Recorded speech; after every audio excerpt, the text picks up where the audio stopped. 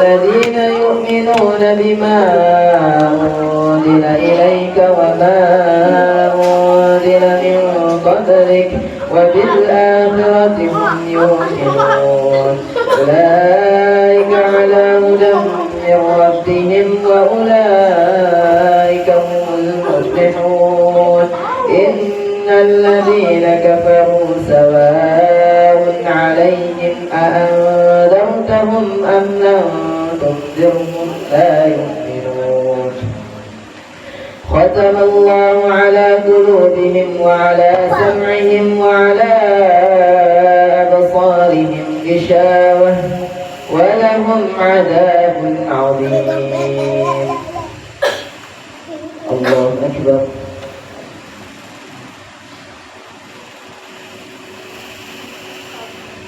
سمع الله لمن حمده.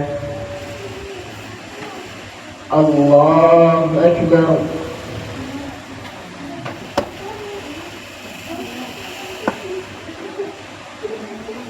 الله أكبر.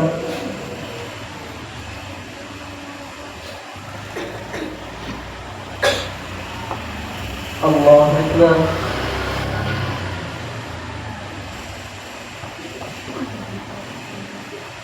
الله أكبر.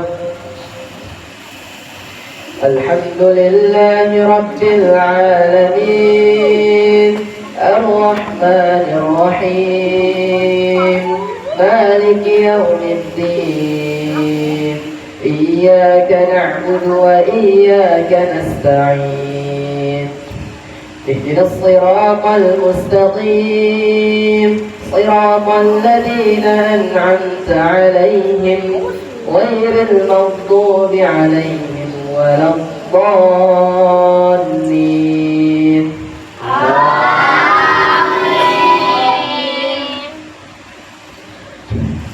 وإذا قيل لهم لا تفسدوا بالأرض قالوا إنما نحن مصلحون ألا إنهم هم المفسدون ولكن لا يشعرون.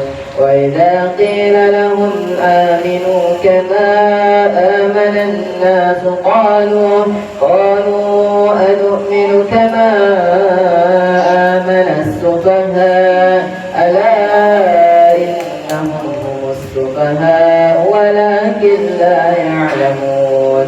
وإذا لقوا الذين آمنوا قالوا آمنا وإذا خلوا إلى شياطينهم قالوا إنا معكم إنما نحن مستهزئون. الله يستهزئ بهم ويمدهم في طغيانهم يعمهون. أولئك الذين اشتروا الضلالة بالهدى فما ربحت تجارتهم وما كانوا مهتدين. الله أكبر.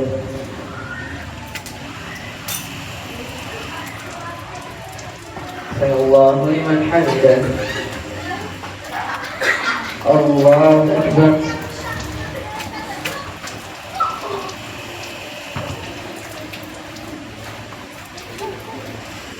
الله أكبر.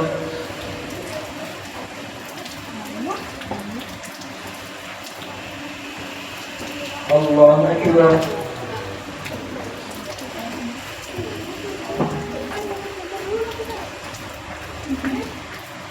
الله أكبر.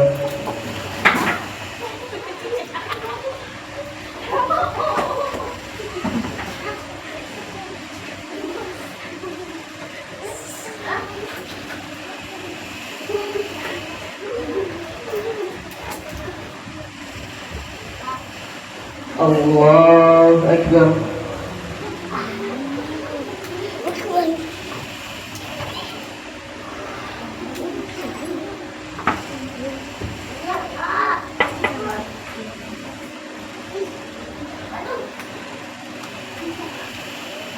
الله أكبر.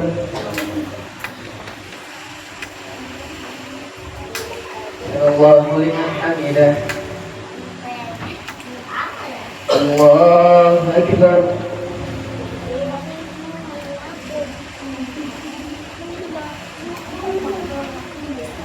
الله أكبر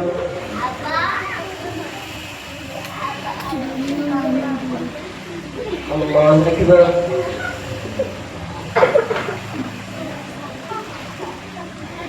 الله أكبر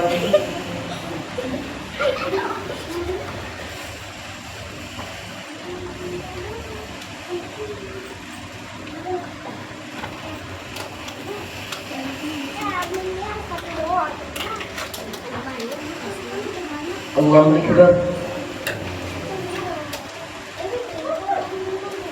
سمع الله لمن حمده الله أكبر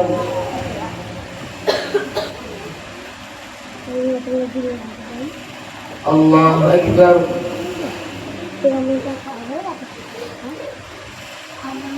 الله أكبر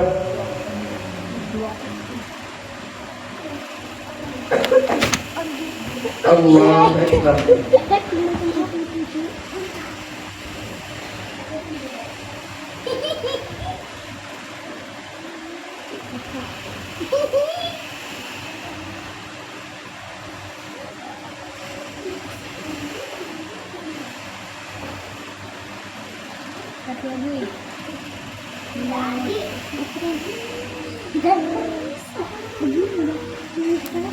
Assalamualaikum warahmatullahi wabarakatuh. Assalamualaikum warahmatullahi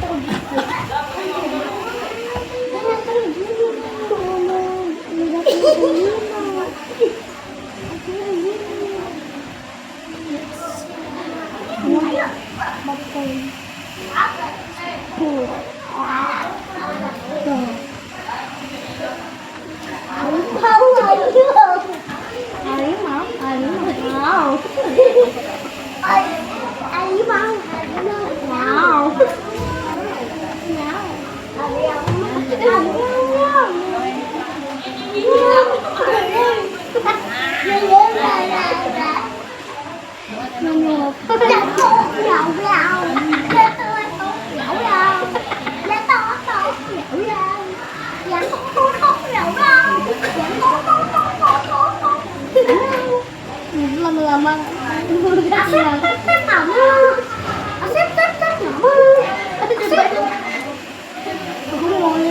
Kang Asep. Kang Asep. Jadi Asep. Asu.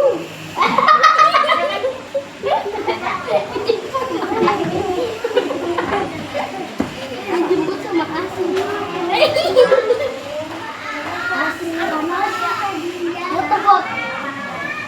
Tasan jadi gitu. Yang kamu tasan bisa jadi gitu. Meledak membawa saya. Meledak di tangan. Meledak di ketek saya. Ketek dia langsung hilang. Supaya jauhin. Jauhin. Lagi makan dia. Kodinya sakit aku kayak gini. Bisa. Begini. Betul aku begini.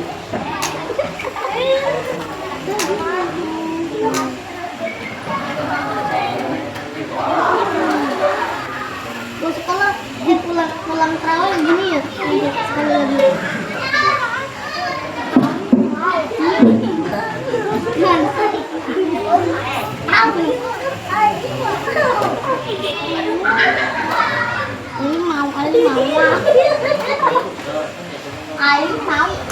Bismillahirrahmanirrahim.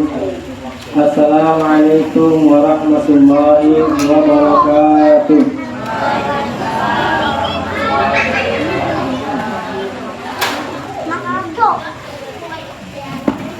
Alhamdulillahirabbil alamin. Segala puji bagi Allah Subhanahu wa taala yang telah memberikan kita kenikmatan hingga malam hari ini kita masih diberikan kemampuan untuk bisa melaksanakan ibadah sholat Isya berjamaah dan sholat tarawih insyaallah. Salawat beserta salam semoga selalu kita sanjungkan teruntuk Nabi kita Nabi Muhammad Sallallahu Alaihi Wasallam, dan semoga kita selalu berusaha semaksimal mungkin menjalankan segala sunnah-sunnahnya, dan semoga kelak kita mendapatkan syafaatnya. Amin ya rabbal alamin. Alhamdulillah, infak semalam mendapatkan 54.000, sehingga sampai dengan malam hari ini jumlahnya menjadi 405.000 rupiah. Kami mengucapkan jazakumullah khair kepada jamaah yang sudah menyucikan sebagian rezekinya.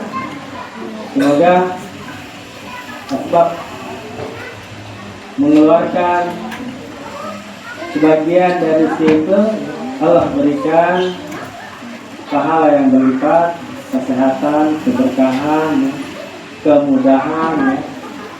Amin ya rabbal alamin. Lalu kemudian berikutnya yang kedua adalah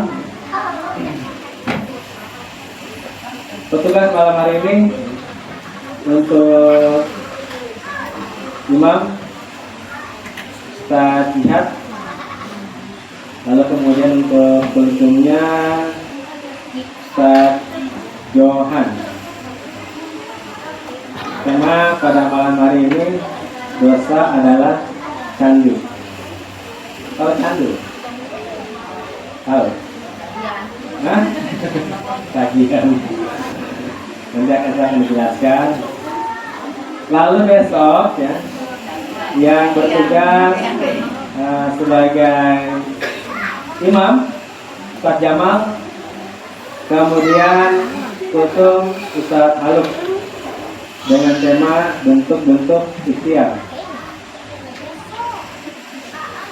Kemudian berikutnya adalah kami mengucapkan jazakumullah khair atas apa namanya bantuan tajil yang diberikan oleh jamaah orang tua tahap bisa. Semoga Allah berikan balas yang lebih baik. Amin ya rabbal alamin. Dan semoga terakhir muwakil musola salam Bapak Naim diberikan kesehatan dan hidayah oleh Allah Subhanahu wa taala. Kemudian untuk Ibu Aci rahimahullah, sekaligus juga beserta anaknya Ibu Nina, semoga Allah lapangkan kuburnya, Allah terima amal ibadahnya, jadikan taman surga, dan semoga ya kita yang masih hidup ya, terus menambah berbagai macam aktivitas amaliyah kita, yang semoga amal-amal tersebut Allah terima menjadi investasi kita kelak di akhirat. Amin ya rabbal alamin. Selanjutnya tutup akan disampaikan oleh Pak Johan. Kepada Pak Johan, waktu dan tempatnya kami persilakan dari saya. Terima kasih. Assalamualaikum warahmatullahi wabarakatuh.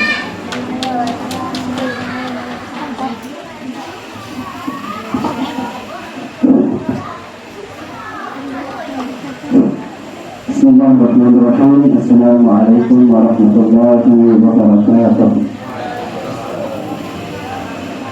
Alhamdulillah, alhamdulillahilladzi alladzi syahrul ramadan alladzi unzila fihi al-Qur'an hudan lin-nasi wa bayyinatin minal huda wal furqan. Asyhadu an la ilaha illallah wa asyhadu anna Muhammadan abduhu wa rasuluh wa nabiyya ba'da amma ba'du. Aina ba'da tahiyatu wassalam.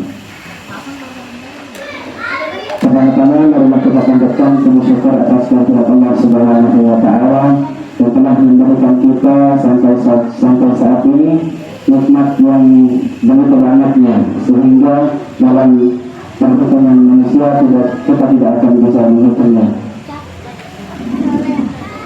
Yang lebih utama itu adalah nikmat sehat dan nikmat sengkak, sehingga kita masih bisa diberikan kesempatan oleh Allah Subhanahu wa Ta'ala bertemu dengan bulan suci Ramadan dan menjalankannya dengan sebaik-baiknya. Amin ya rabbal alamin. Alhamdulillah. Kemudian salawat serta salam semoga selalu tercurahkan kepada baginda mulia Rasulullah Muhammad sallallahu alaihi wasallam, yang dimana beliau telah membimbing kita semua pada zaman jahiliyah menuju zaman Islamnya dengan kata lain wazulunati wa nurul Islam. Jemaah salat tarawih yang dimuliakan oleh Allah Subhanahu wa Ta'ala, seringkali kita bertanya bahwa mengapa kita kalau melakukan dosa itu terasa ringan, akan tetapi sementara kalau kita melaksanakan ibadah itu terasa berat. Dan pernahkah kita berpikir bahwa mengapa seseorang itu bisa tersesat ke dalam lubang maksiat itu berulang kali?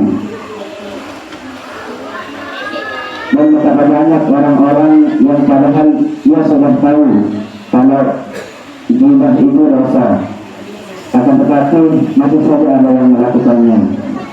Betapa banyak orang yang padahal dia sudah tahu ghibah itu haram, akan tetapi masih saja ada yang melakukannya. Dan betapa banyak orang yang sudah tahu kalau meninggalkan salat itu dosa, akan tetapi masih saja ada yang meninggalkan salat. Tentu jawabannya adalah sederhana namun mengerikan, yaitu karena sudah terluput dalam kecanduan. Dosa adalah candu. Inilah tema kita pada malam hari ini. Sifat dasar dosa itu persis seperti narkoba, yang awal mulanya coba-coba, lalu merasa ada nikmat, kemudian merasa butuh dengan hal itu, akhirnya menjadi pecandu yang sulit terlepas dari hal itu. Mengapa bisa demikian? Karena jawabannya tidak lain dan tidak bukan adalah syaitan. Syaitan itu selalu membungkus keburukan itu dengan sesuatu yang indah, sesuatu yang nampak akan menghiasi mata seseorang, sehingga itu yang membuat seseorang itu cepat tergoda akan keindahannya.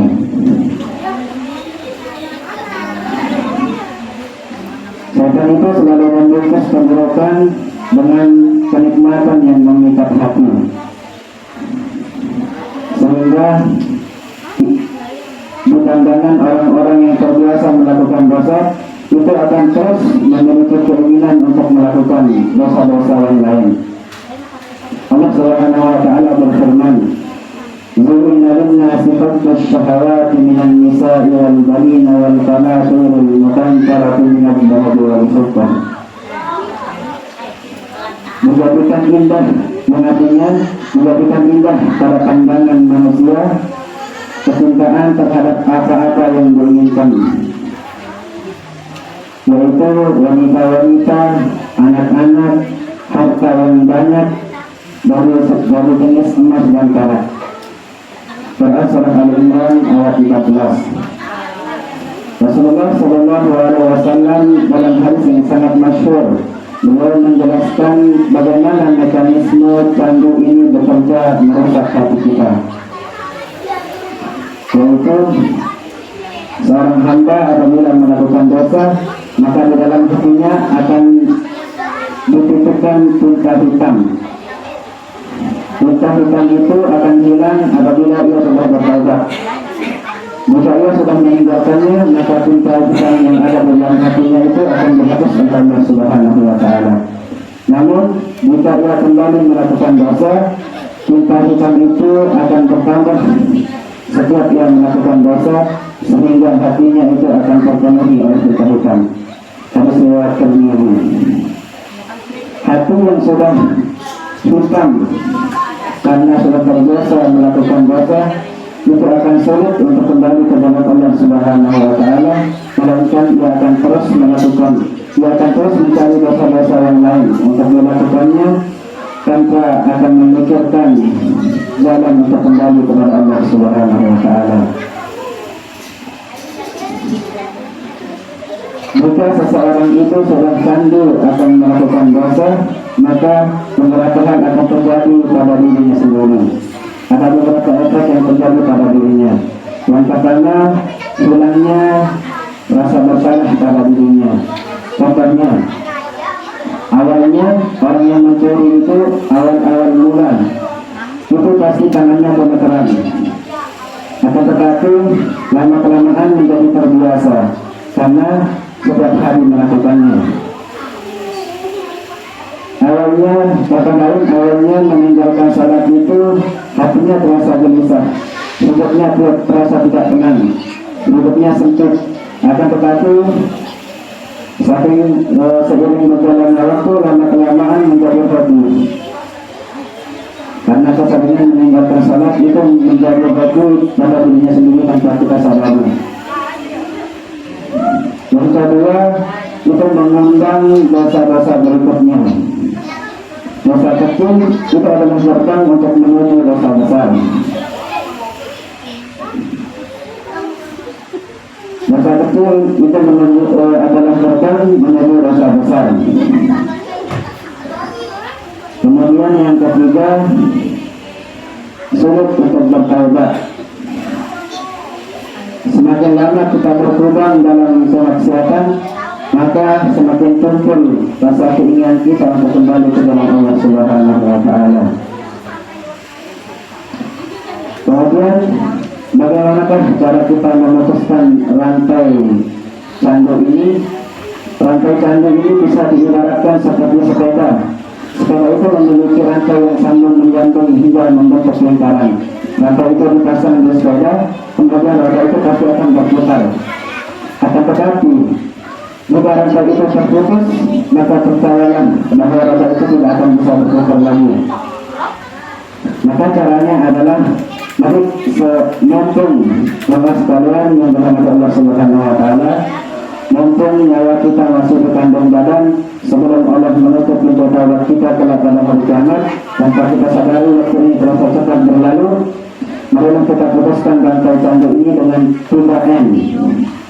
Yang pertama, mengakui kesalahan kita kepada Allah Subhanahu wa Ta'ala. Bertaubatlah saudara, mumpung kita lagi berada di bulan Ramadan, bulan yang dimana jika kita ingin berdoa, maka Allah akan selalu mengabulkannya. Yang kedua, menjauhi lingkungan yang sekiranya di tempat itu memicu kita untuk melakukan dosa atau maksiat. Kemudian yang ketiga,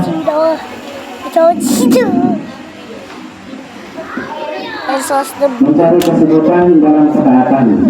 Karena hati yang tidak sibuk dengan kebenaran, pasti hatinya akan sibuk dengan kebatilan. Sebagai penutup jamaah salat tarawih yang dimulakan oleh Allah Subhanahu wa Ta'ala, dosa itu adalah candu yang menawarkan kenikmatan sesaat, namun ia meninggalkan kehampaan yang abadi. Maka jangan sampai kita terlambat menyadari bahwa kenikmatan itu hanyalah umpan menuju kebinasaan. Mari kita renungkan satu ayat Al-Quran firman Allah yang berbunyi, "Qul ya ibadiyalladzina asrafu ala anfusihim la taqnatu min rahmatillah. Innallaha yaghfiru dhunuba jami'a innallaha innahu huwal ghafurur rahim." Yang artinya, katakanlah wahai hamba-hambaku yang melampaui batas terhadap diri mereka sendiri, janganlah kamu berputus asa atas rahmat Allah Subhanahu wa Ta'ala. Sesungguhnya Allah mengampuni semua dosa-dosa.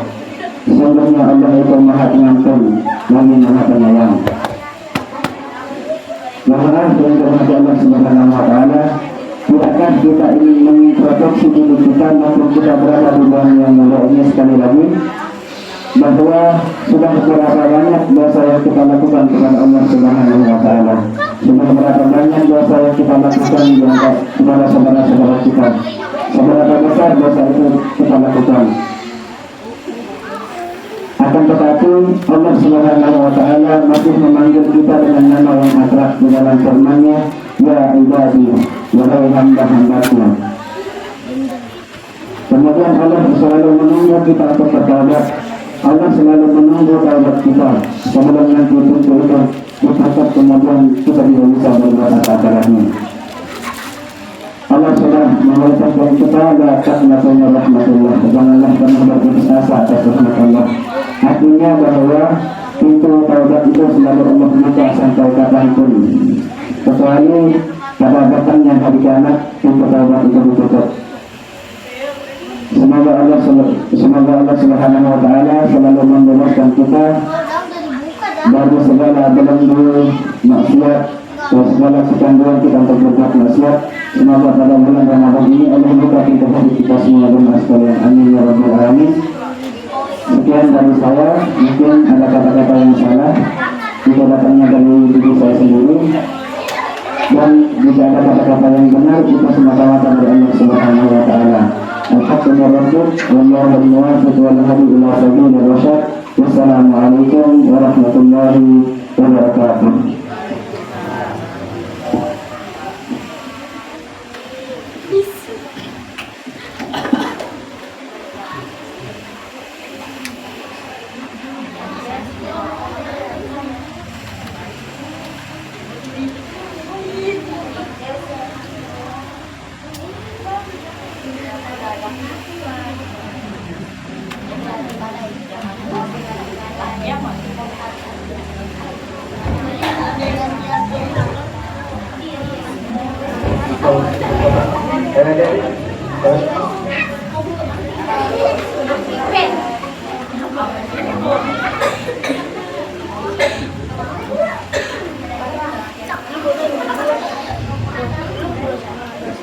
Allahu Akbar.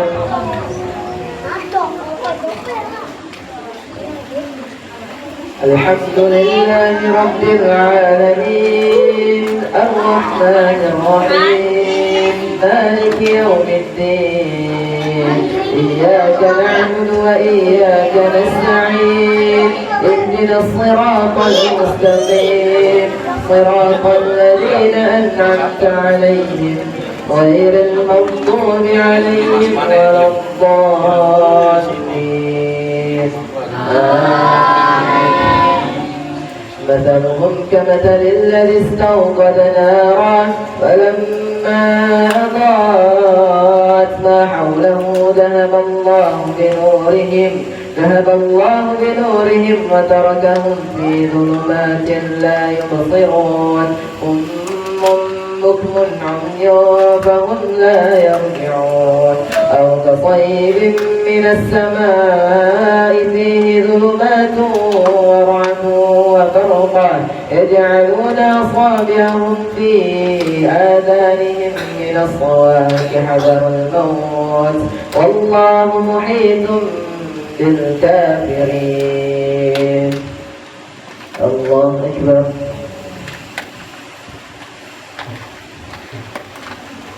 سمع الله لمن حمده. الله أكبر.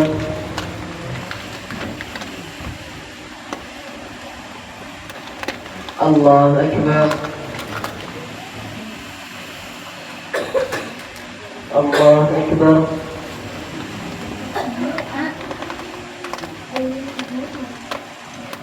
الله أكبر. الحمد لله رب العالمين، الرحمن الرحيم، مالك يوم الدين، إياك نعبد وإياك نستعين، اهدنا الصراط المستقيم، صراط الذين أنعمت عليهم غير المغضوب عليهم ولا الضالين.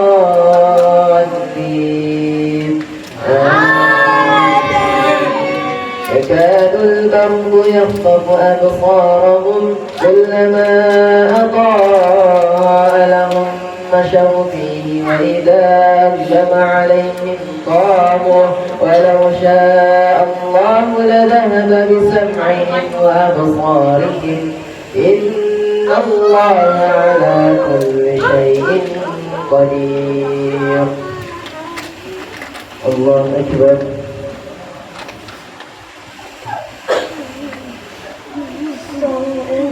الله لمن حمده. الله أكبر.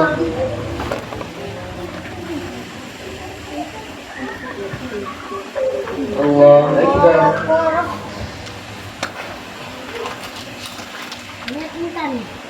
الله أكبر.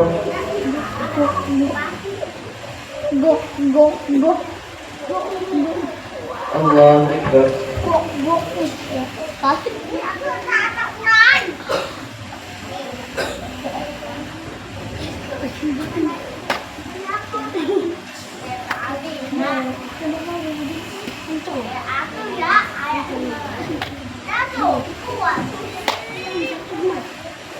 Assalamualaikum warahmatullahi wabarakatuh. Assalamualaikum warahmatullahi wabarakatuh.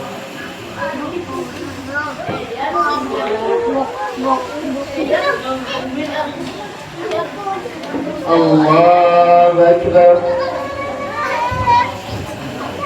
Alhamdulillahi Rabbil Alamin Ar-Rahmanir Rahim Maliki Yawmiddin Iyyaka na'budu wa iyyaka nasta'in Ihdinas siratal mustaqim Siratal ladzina an'amta 'alaihim ghairil maghdubi alaihim waladdallin.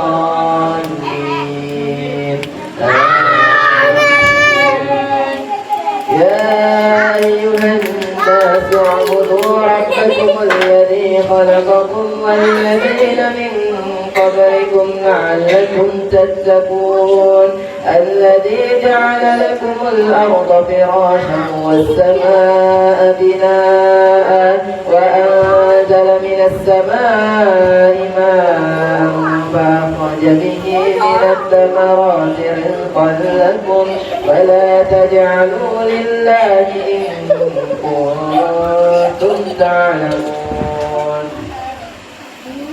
الله أكبر.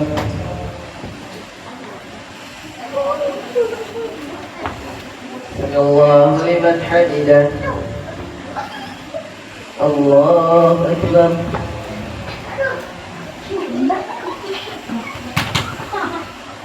الله أكبر.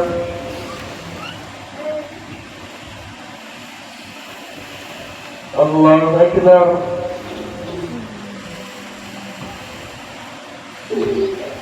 الله أكبر.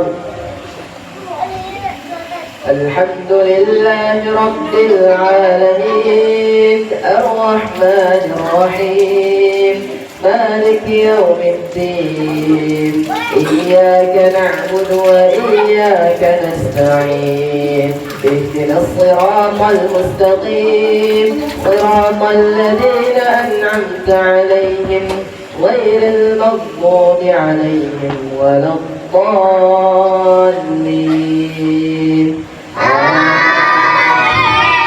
وإن كنتم في ريب مما نزلنا على عبدنا فأتوا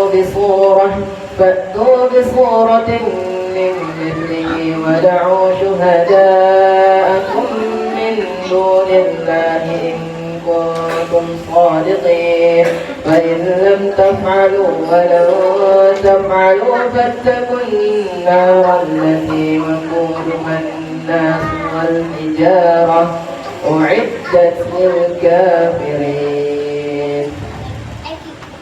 الله أكبر.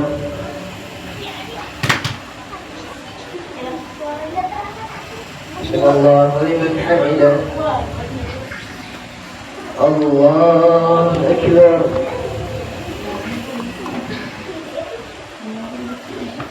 الله أكبر.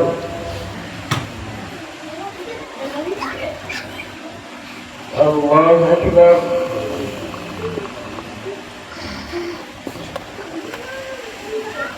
الله أكبر.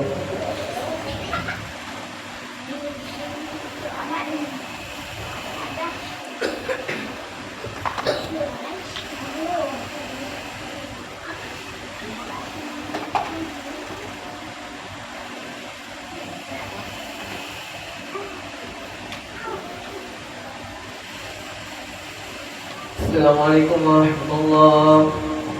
Assalamualaikum warahmatullahi wabarakatuh.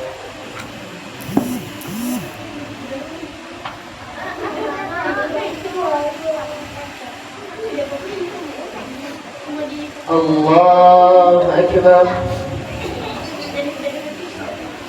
الحمد لله رب العالمين الرحمن الرحيم مالك يوم الدين إياك نعبد وإياك نستعين اهدنا الصراط المستقيم صراط الذين أنعمت عليهم غير المغضوب عليهم ولا الضالين آمين. وبشر الذين آمنوا وعملوا الصالحات أن لهم جنات تجري من تحتها الأنهار كلما رزقوا منها من ثمرة رزقا قالوا هذا الذي رزقنا من قبل وأتوا به متشابها ولهم فيها أزواج مطهرة وهم فيها خالدون. الله أكبر.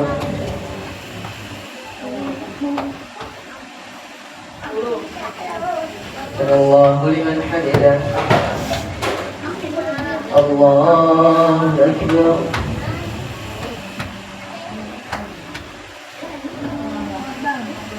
الله أكبر.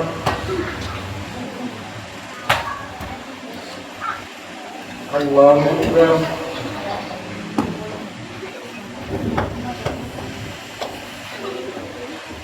الله أكبر.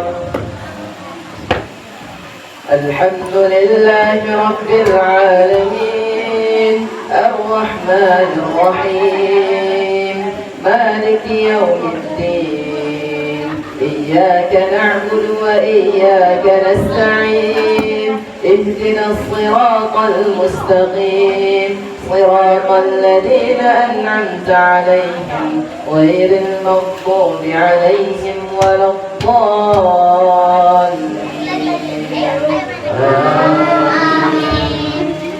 إن الله لا يستحيي أن يضرب مثلا ما بعوضة فما فوقها فأما الذين آمنوا فيعلمون أنه الحق من ربهم وأما الذين كفروا فيقولون ماذا أنزل الله بهذا مثلا يضل به كثيرا ويهدي به كثيرا وما يضل به إلا الفاسقين.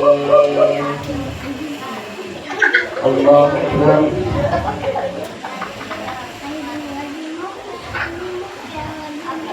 الله لمن حمده. الله أكبر.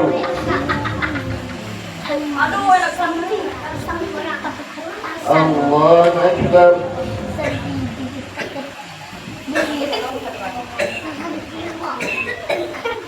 الله أكبر.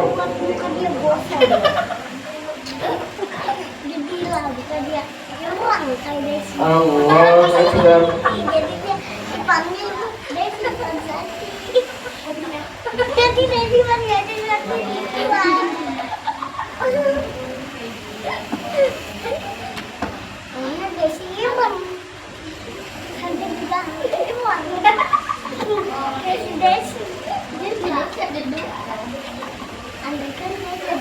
Assalamualaikum warahmatullahi wabarakatuh. Assalamualaikum warahmatullahi wabarakatuh.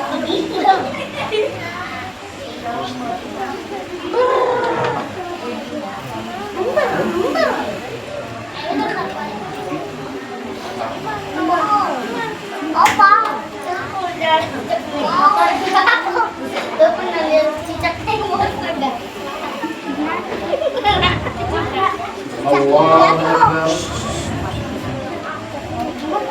الحمد لله رب العالمين الرحمن الرحيم مالك يوم الدين إياك نعبد وإياك نستعين اهدنا الصراط المستقيم صراط الذين أنعمت عليهم غير المغضوب عليهم ولا الضالين.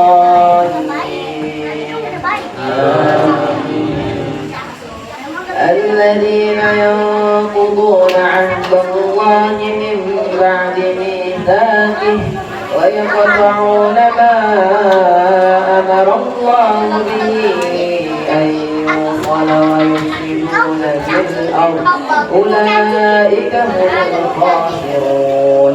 كيف تكفرون بالله وكنتم أمواتا فأحياكم ثم يميتكم ثم يحييكم ثم إليه ترجعون.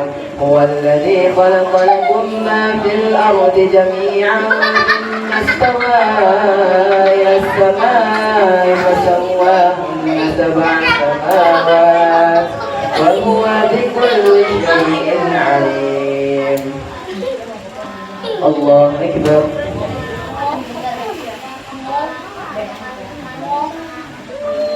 سمع الله لمن حمده.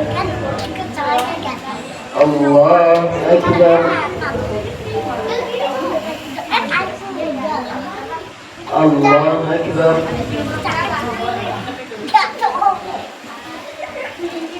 الله أكبر.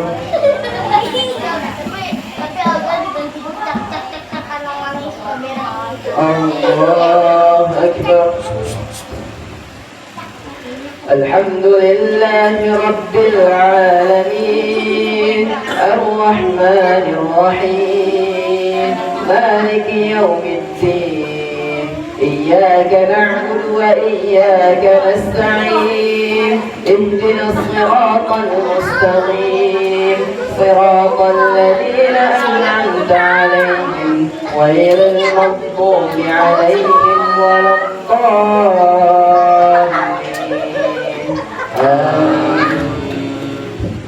وإذ قال ربك للملائكة إني جاعل في الأرض خليفة قالوا أتجعل فيها من يفسد فيها ويهلك. وإذ قال ربك للملائكة إني جاعل في الأرض خليفة قالوا وتجعل فيها من يفسد فيها ويسفك الدماء ونحن نسبح بحمدك ونقدس لك قال إني أعلم ما لا تعلمون. الله أكبر.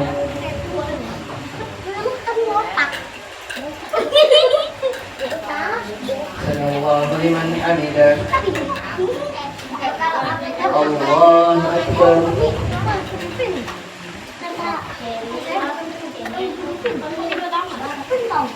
الله أكبر.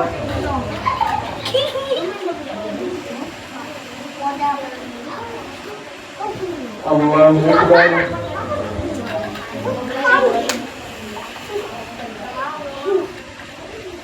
الله أكبر.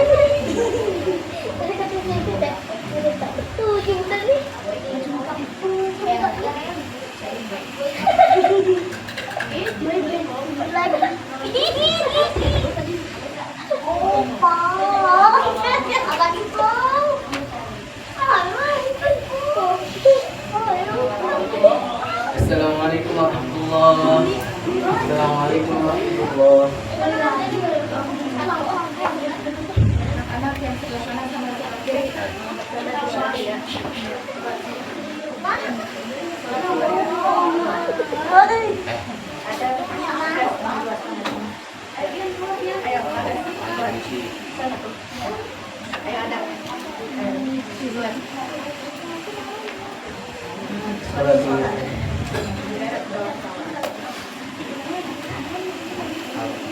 الله أكبر.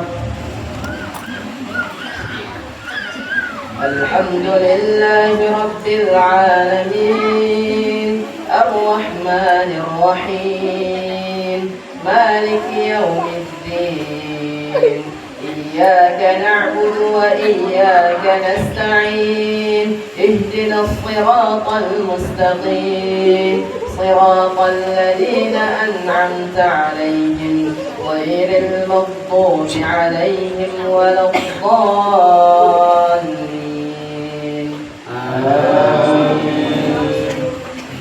قل هو الله أحد الله الصمد لم يلد ولم يولد ولم يكن له كفوا أحد. الله أكبر.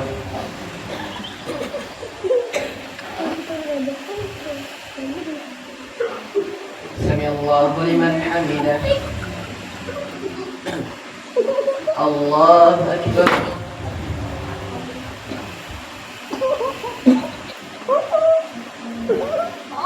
الله أكبر.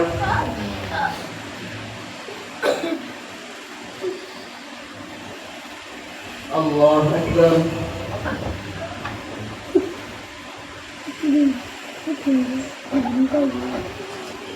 الله أكبر. الحمد لله رب العالمين الرحمن الرحيم مالك يوم الدين إياك نعبد وإياك نستعين اهدنا الصراط المستقيم صراط الذين أنعمت عليهم غير المغضوب عليهم ولا الضالين.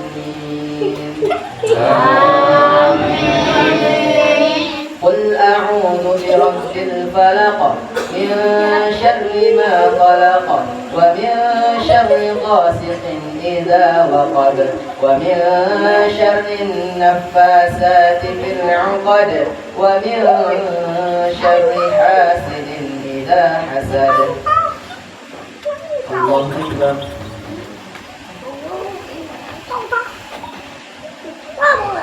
سمع الله لمن حمده. الله أكبر.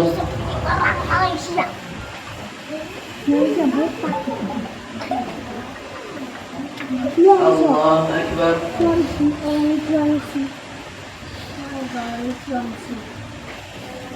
الله أكبر.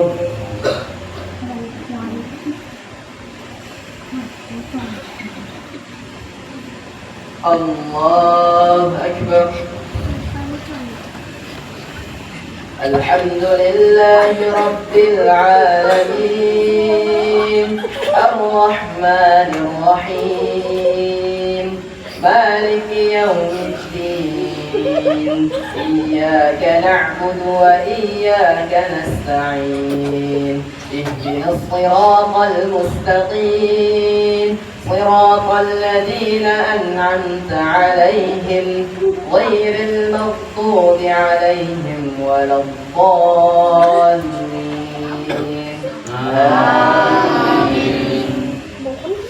قل أعوذ برب الناس ملك الناس إله الناس من شر الوسواس الخناس الذي يوسوس في صدور الناس من الجنة والناس. الله أكبر.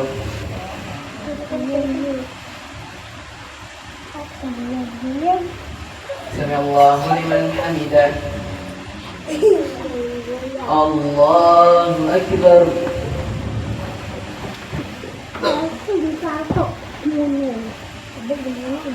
الله أكبر.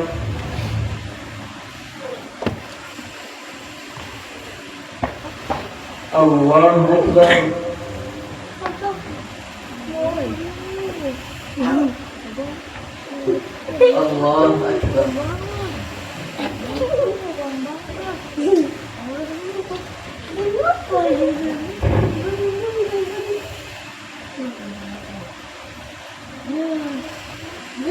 Mantap. Mantap. Aja jangan main. Itu. Jangan main. Jangan main. Sekarang. Assalamualaikum warahmatullah. Assalamualaikum warahmatullah.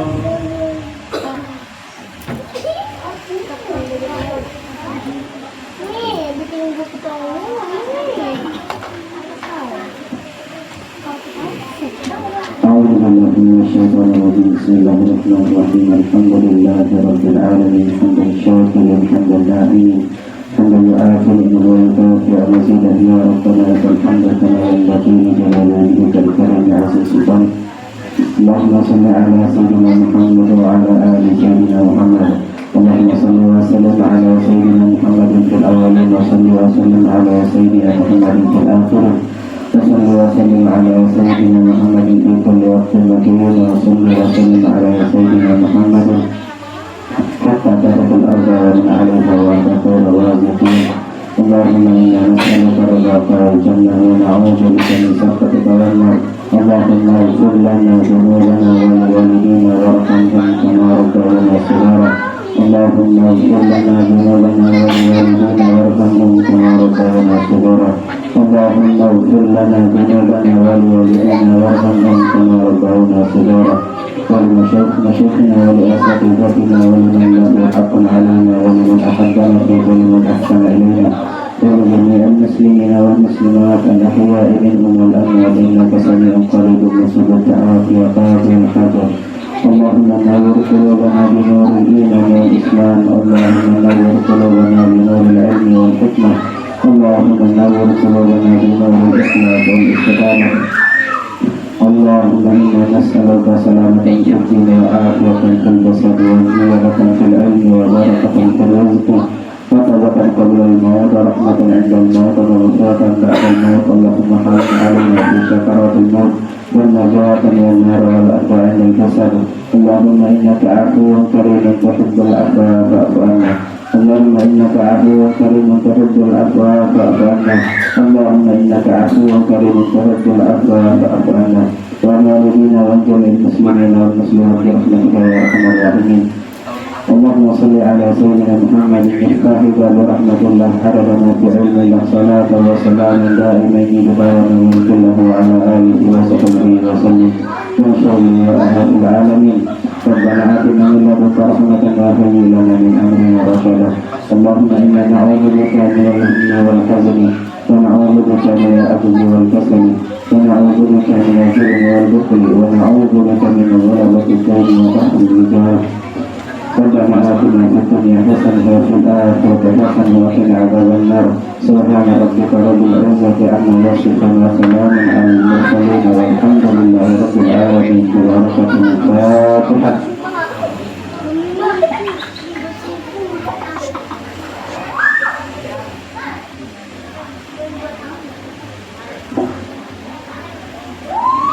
Waalaikumsalam warahmatullahi wabarakatuh.